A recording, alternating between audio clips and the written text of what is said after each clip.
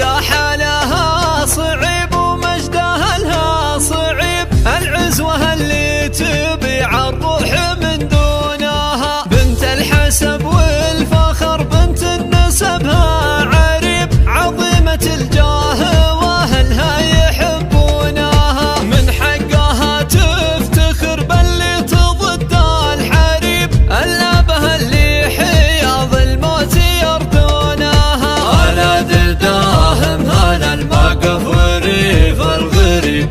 قوم وقت الملاقى فجن طعونها، ام الغنج والثقل وام الجمال العجيب، المهرة اللي تفوق الغيد بزيونها، فيها سمو والاماره واحترام الاديب، تذهل عيون البشر والموت بعيونها. الجادل اللي تباهى بالغرور الرهيب، مكان ربي خالق في الناس من لونها، حظيظ من تنكتب غيدا في كونه نصيب، جت سليلات من الوقفات يحمونها، بنت الذي عرض خصامه لحامل لهيب، علي المواقف قايدها ودندونها، عاشت تحت ظل منه كاسب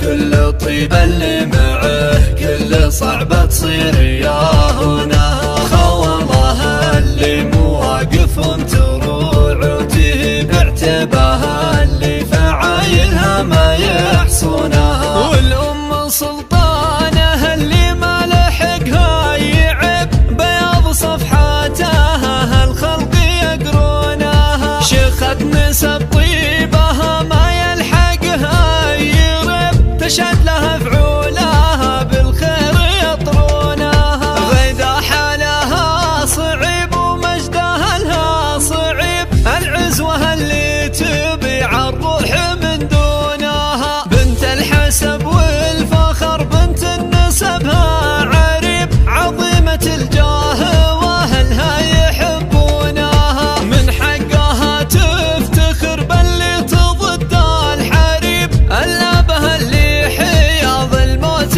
يردونها. انا داهم هذا الموقف وريف الغريب،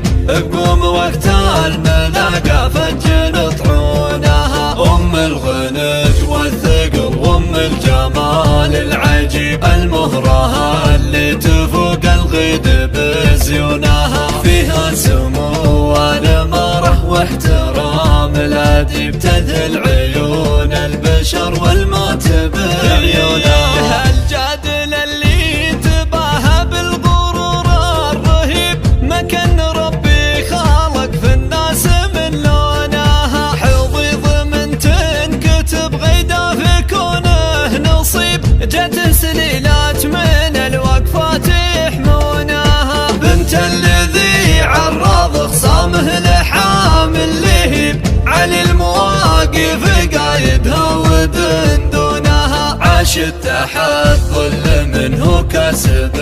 كل طيب، اللي معه كل صعبة تصير